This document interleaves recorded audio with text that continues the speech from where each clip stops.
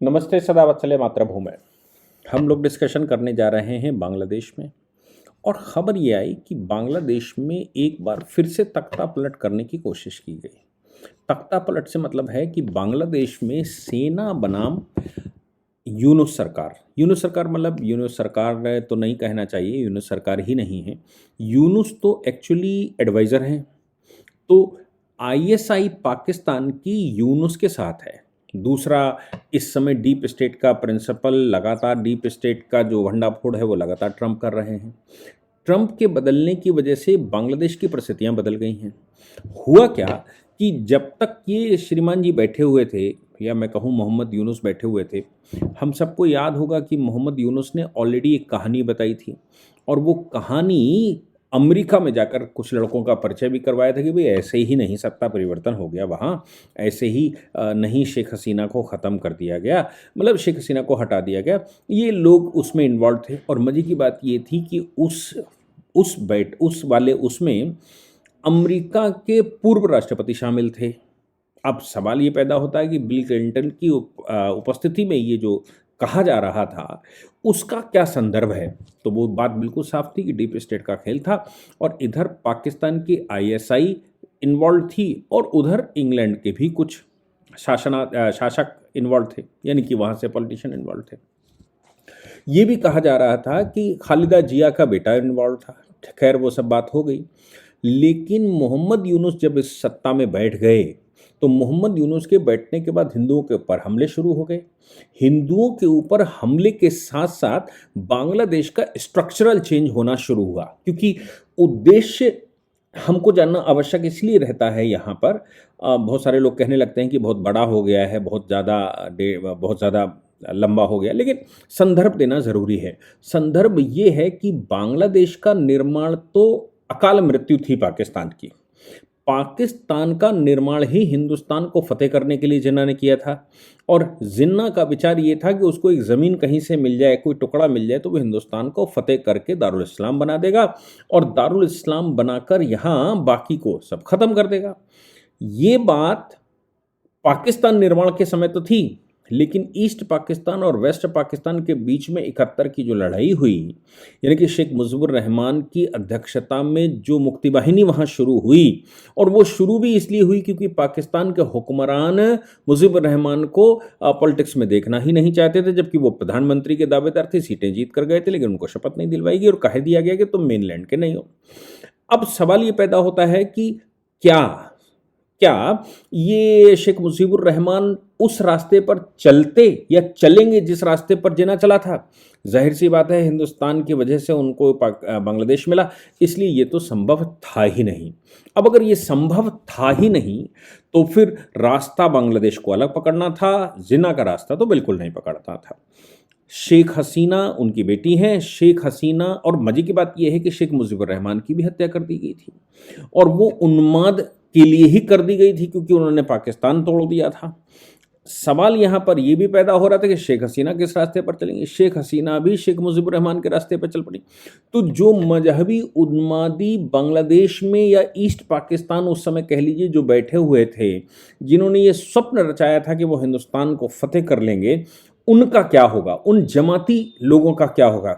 वो तो सब जगह पाए जाते हैं, वो सेना में भी पाए जाते हैं, हुक्मरानों में भी पाए जाते हैं, पॉलिटिक्स में भी पाए जाते हैं, बड़े बड़े इंजीनियर डॉक्टर मिलते हैं, आतंकवादी इंजीनियर डॉक्टर मिल जाते हैं। क्योंकि मजहबी उन्माद जो मजहबी बीमारी है, वो बीमारी कैसे दूर होगी? वो तो साइकेट्रिक बना देते हैं बिल्कुल, और साइकोलॉजिकली उसको पागलपन सवार हो जाता है, और वो पागलपन में अपने आप को आत्महत्या और परिवार की हत्या, सब दुनिया को ख़त्म करने के लिए आगे बढ़ता है। तो सवाल ये था कि बांग्लादेश कब तक शेख हसीना को बर्दाश्त करता? साजिश रची गई, बांग्लादेश से शेख हसीना को हटा दिया गया।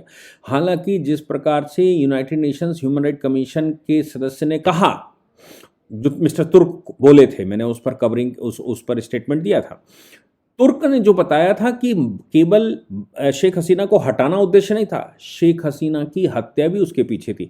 और सपोर्ट देने के लिए कि कोई इंटरनेशनल प्रेशर ना पड़े या कोई बहुत बड़ा राष्ट्रवादी लोग वहां पैदा ना हो जाएं, ये कहानी बुनी गई कि ह्यूमन राइट के वायलेशन, शेख हसीना गलत चल रही हैं, हिंदुस्तान के पक्ष में जा रही हैं और सरेंडर कर दे, और ये वो सब। यहां पर इन लोगों ने शेख हसीना को हटा तो दिया, लेकिन अभी कमांडर इन चीफ बैठे थे। कमांडर इन चीफ के बैठने का मतलब साफ है कि सेना अगर पाकिस्तान के पक्ष में नहीं जाएगी या सेना अगर पाकिस्तान के खेमे में नहीं जाएगी तो बहुत भला नहीं हो सकता। बांग्लादेश में शेख हसीना को सत्ता से बेदखल किए जाने के बाद इस्लामवादियों द्वारा नियंत्रण रेखा में पाकिस्तान की आईएसआई के समर्थन से बांग्लादेशी सेना का तख्तापलट की तैयारी की गई। अब ये कैसे की जाएगी तैयारी चूंकि जो सैन्य अधिकारी बैठा है वो पाकिस्तान के नजदीक आने नहीं देना चाहता और मोहम्मद यूनुस पाकिस्तान जाना चाहते हैं। मोहम्मद यूनुस एंड कंपनी बांग्लादेश को फिर से ईस्ट पाकिस्तान बनाना चाहती, क्योंकि ख्वाब ये नहीं है, ख्वाब है हिंदुस्तान को फतेह करना। सेना प्रमुख बकर उल जमान को ये पता लगा कि अंदर सुगबुगाहट ये है, तो बकर उल जमान ने सबसे पहला काम ये किया कि सभी डिपार्टमेंटों में अघोषित तख्तापलट कर दिया। मोहम्मद यूनुस और उनके साथियों का खेल खत्म सा कर दिया। कैसे खत्म कर दिया? मोहम्मद यूनुस एंड साथियों के हाथ में जो सत्ता की कमान थी, उस सत्ता की कमान में कमांडर इन चीफ ने अपने लोग बिठा दिए, बकर उल जमान ने। और जब अपने लोग बिठा दिए तो जो धार्मिक उन्माद वहां पर फैल रहा था, हिंदुओं के प्रति लगातार हत्याएं, मंदिर तोड़ना, महिलाओं के साथ बलात्कार करना, रेप करना, ये सब कुछ, तो एक हमने देखा कि महिलाओं का प्रदर्शन कल हुआ था। बांग्लादेश में अब राष्ट्रवादी धीरे धीरे करके उभर कर बाहर आ रहे हैं। इस्लामिक चरमपंथियों को रास्ता साइड होता जा रहा है। इधर सेना प्रमुख ने क्या किया? सेना प्रमुख को जो खबर मिली, सेना के तख्तापलट की कोशिश करने के आरोप में बांग्लादेश के एक वरिष्ठ सैन्य अधिकारी पर निगरानी रखनी शुरू कर दी। बकार उस जमात ने यह आदेश तब जारी किया था जब उन्हें यह सूचना मिली कि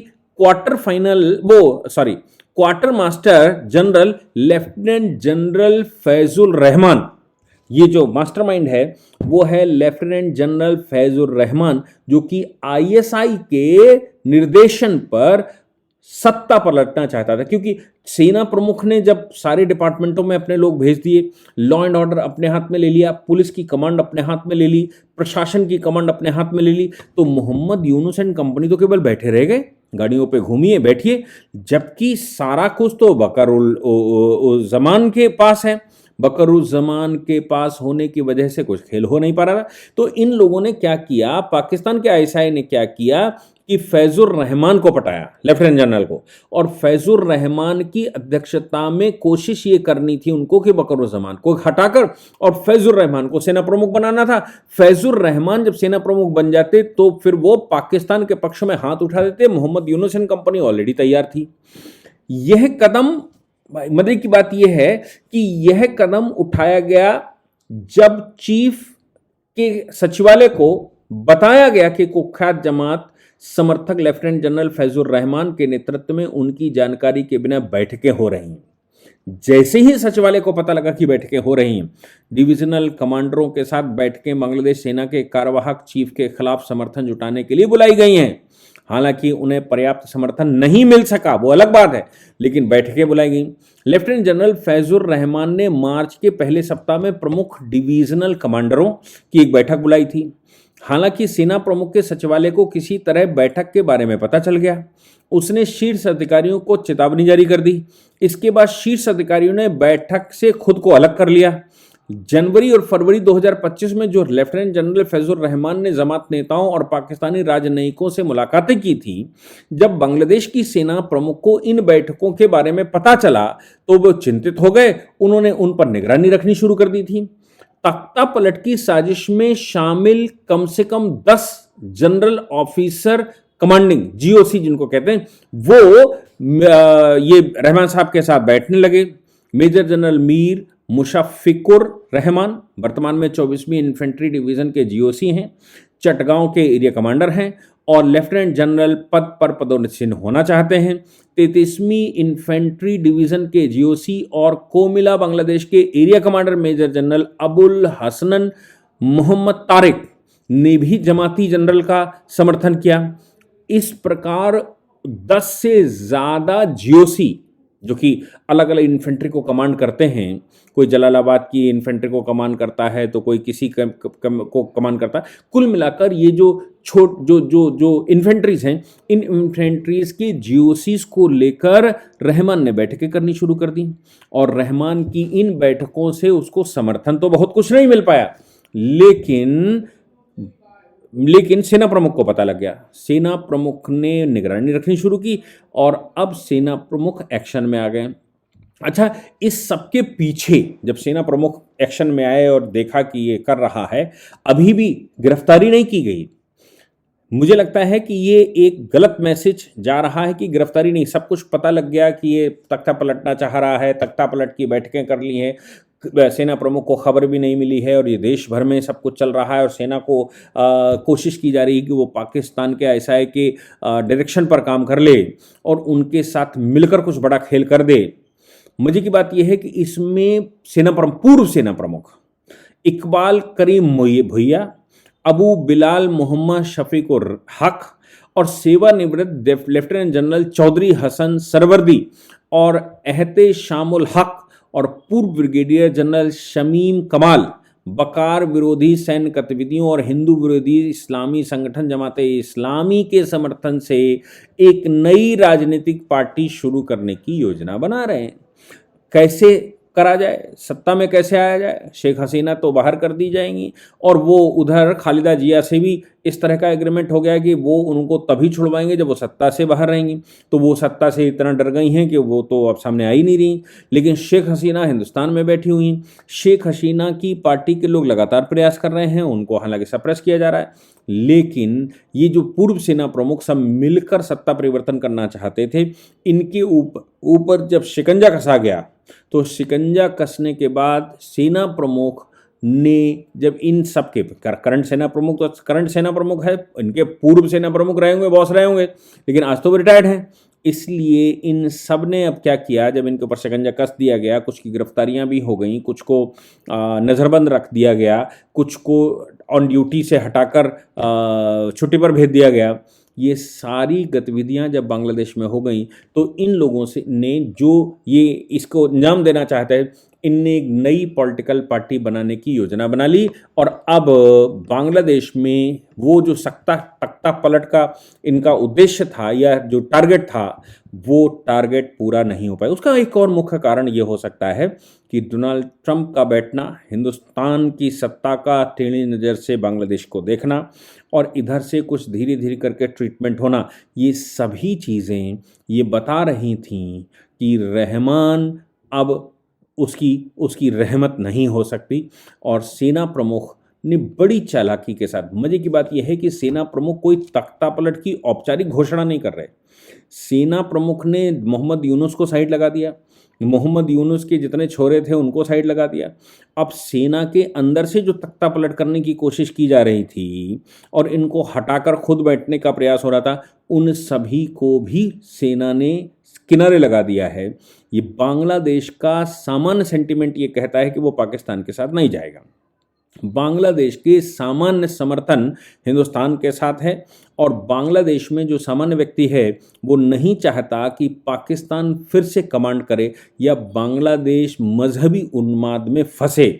इसलिए कोई समर्थन विशेष नहीं मिल पा रहा है, लेकिन बारंबार प्रयास यही चल रहा है कि किस प्रकार से बांग्लादेश में बदल कर सत्ता आ जाए, पाकिस्तान के घेरे में आ जाए और हिंदुस्तान को तबाह करने के लिए दोनों मिलकर हिंदुस्तान में कैसे दारुल इस्लाम स्थापित करें। ये पूरी कोशिश चल रही है, लेकिन परमात्मा भी तो कोई चीज़ है ना। जय हिंद, जय भारत, वंदे मातरम।